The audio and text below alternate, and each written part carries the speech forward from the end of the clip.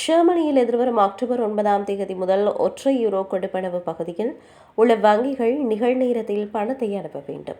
வார இறுதி நாட்கள் அல்லது விடுமுறை நாட்களில் கூட இந்த விதி பின்பற்றப்பட வேண்டும்.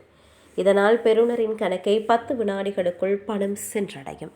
இது பில்களை செலுத்துதல், ஆன்லைனில் பொருட்களை வாங்குதல் மற்றும் தெரிந்தவர்களுக்கு பணம் அனுப்புதல் ஆகியவற்றை விரைவாகவும் எளிதாகவும் செய்கிறது. பணம் அனுப்புவதற்கு முன்பு பெயரும் ஐபான் இலக்கமும் பொருந்துகிறதா என்பதனை விரைவாகவும் எளிதாகவும் சரிபார்க்க வேண்டும். இதன்போது ஒரு சமிகை உங்கள் செயலியில் காண்பிக்கப்படும். தகவல்கள் அனைத்தும் பொருந்தினால் பச்சை நிறமும், சிறிய தவறுகளுக்கு மஞ்சள் நிறமும், பொருந்தவில்லை என்றால் சிவப்பு நிறமும் காண்பிக்கப்படும். இந்த விதிகள் அனைத்து ஐரோப்பிய ஒன்றிய நாடுகளுக்கும் பொருந்தும். நிகழ்நேர கொடுப்பனவுகள் வேகமானவையாக இருந்தாலும் அதனை ரத்து செய்வது கடினம். நீங்கள் ஒரு மோசடி செய்பவருக்கு பணம் அனுப்பினால் வங்கி பொதுவாக பணத்தை திரும்ப தராது.